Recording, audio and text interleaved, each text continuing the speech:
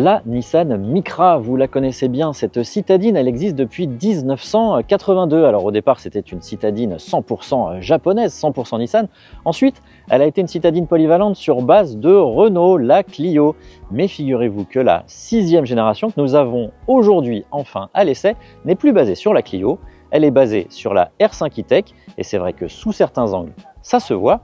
Alors on va l'essayer aujourd'hui cette voiture et je vais vous montrer quand même, on va faire le tour du propriétaire, je vais vous montrer ce qui fait ses spécificités esthétiques. Par contre, techniquement, c'est exactement la même chose.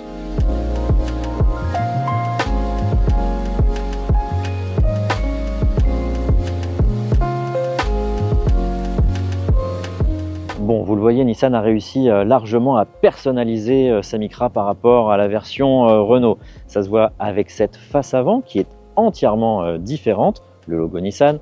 On a des optiques qui sont désormais rondes ou plutôt ovales d'ailleurs, traversées ici par les feux de croisement et de jour qui sont à LED. On a un bouclier qui est entièrement revu en partie basse bien sûr, et ça lui donne une sorte de jovialité. C'est très différent de la Renault 5, mais c'est assez sympathique aussi. On poursuit avec le profil et j'en profite pour vous dire que cette Micra est plus longue que la Renault sur laquelle elle se base puisqu'elle mesure 3,97 m contre 3,92 m pour la française et cela améliore un petit peu son coefficient de pénétration dans l'air, ce qui va aussi améliorer, je vous le dirai tout à l'heure, les autonomies. La poupe est également largement revue, terminé les feux verticaux de la française, on se retrouve avec des feux qui là aussi sont ovales, cerclés de rouge, avec un bouclier qui est différent, le nom de la marque qui traverse ce haillon et même le nuancier de coloris est quand même assez différent de ce que propose Renault. Regardez, ce bleu, ça lui va plutôt bien. Techniquement, cette dernière Micra se base donc sur la même plateforme que la Renault 5 e-Tech, c'est la Ampere Small du groupe Renault-Nissan. Elle utilise donc aussi les deux mêmes batteries, une petite de 40 kWh de capacité et une grosse de 52 kWh de capacité. Pour la recharge, on est à 11 kW en courant alternatif, sur les bornes publiques par exemple, et en courant continu, c'est-à-dire en charge rapide, on est pour la petite batterie à 80 kW et pour la grosse batterie jusqu'à 100 kW. Et cela permet de récupérer de 15 à 80% de la batterie, quelle que soit sa capacité, en 30 minutes. Alors maintenant, on va prendre le volant de cette Nissan Micra et on va vous dire s'il y a des différences avec la Renault.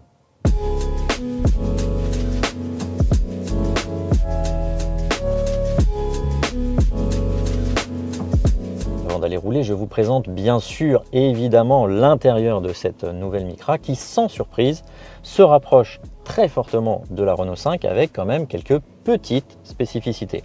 Alors bien sûr, on a le logo sur le volant qui est le logo Nissan au lieu d'avoir le losange, mais il y a aussi quelques habillages qui sont différents. Par exemple, devant le passager, on a ici cette pièce qui, au lieu d'avoir les petites bandes qui sont très typiques de la R5, est bien présente juste ces petites lignes diagonales ici.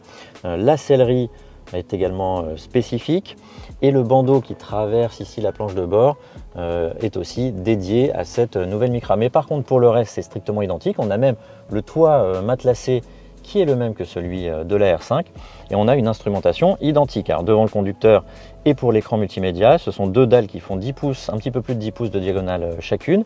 Le système multimédia est toujours géré par Google, donc il est comme sur la R5 assez ergonomique, réactif, facile à utiliser. Franchement, c'est un des meilleurs systèmes qu'on peut trouver dans cette catégorie de véhicules. Pour ce qui est maintenant de la qualité de finition, de la qualité de réalisation, c'est moyen pour la catégorie. C'est quand même beaucoup de plastique dur sur le haut de la planche de bord, sur le haut des contreportes. On a juste effectivement en face de soi des pièces qui sont matelassées, des plastiques qui sont un petit peu moussés. En tout cas, les assemblages sont plutôt bons. Bref, dans la catégorie, c'est quand même pas mal, il faut l'avouer. Par contre, aux places arrière, la critique est la même que sur la Renault 5. On manque un petit peu d'espace aux jambes, de largeur aux épaules et de garde-toit.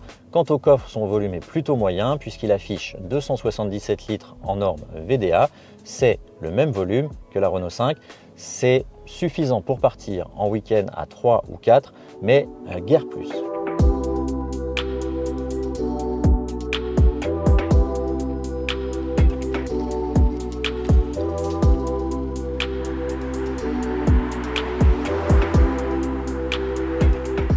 Sur la route, nous y sommes, et donc y a-t-il des différences avec la Renault 5?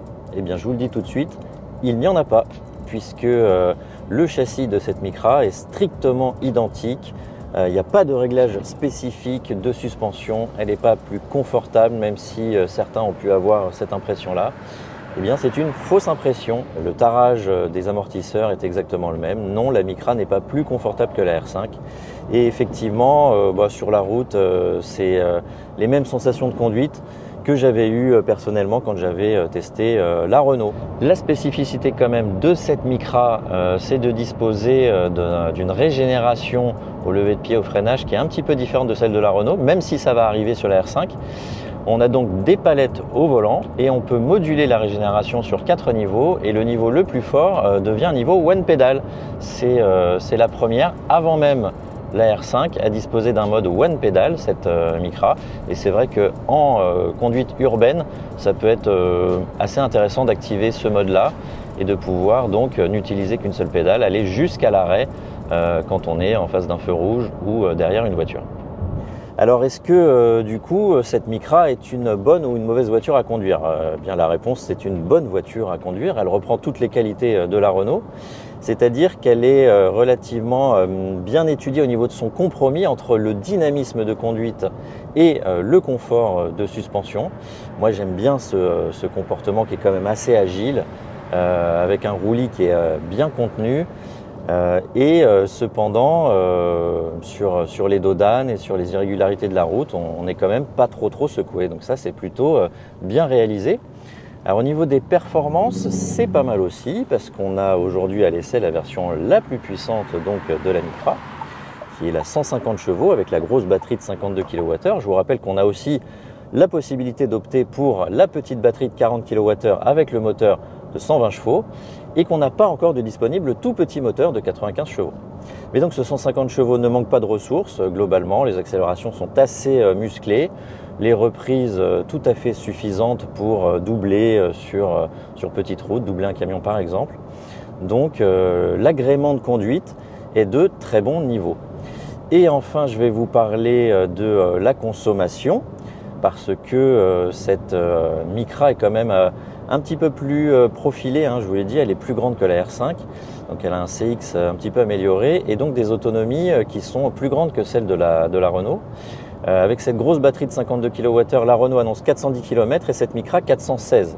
Alors dans les faits, on ne verra pas énormément la différence en termes d'autonomie et on a obtenu, nous, sur notre essai, en conditions réelles de circulation, vraiment, on a emprunté tout type de route. On a été en ville, on a fait de la route de campagne, on a fait de l'autoroute.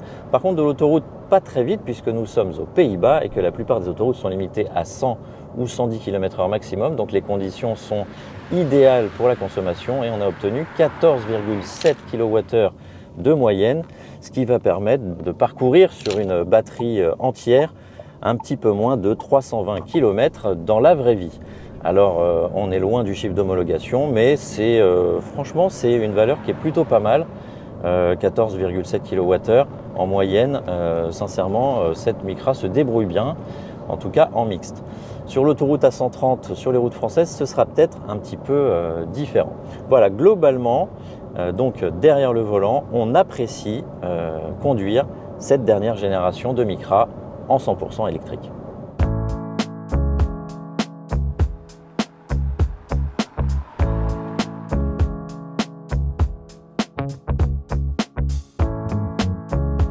On avait dit du bien de la R5 électrique, on ne peut pas dire du mal de cette dernière génération de Micra.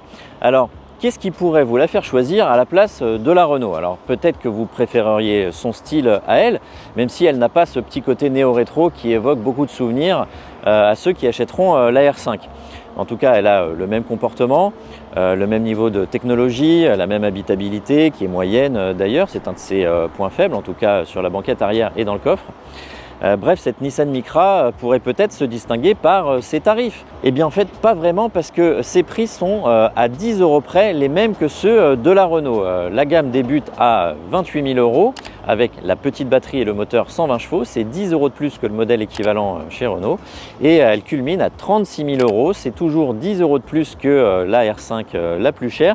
Alors malgré tout, il faut reconnaître qu'elle offre quelques petits équipements en plus par rapport à la française. Par exemple, en haut de gamme, elle a la Sono Harman Kardon qui est intégrée d'office à l'intérieur.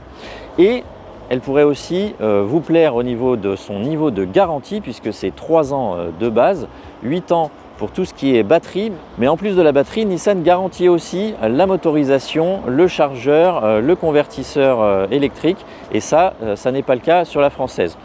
Donc voilà, et puis si vous avez un concessionnaire Nissan en bas de chez vous et que vous êtes fan de la marque, eh bien cette Micra pourra tout à fait être votre voiture du foyer, première ou seconde voiture si vous partez souvent.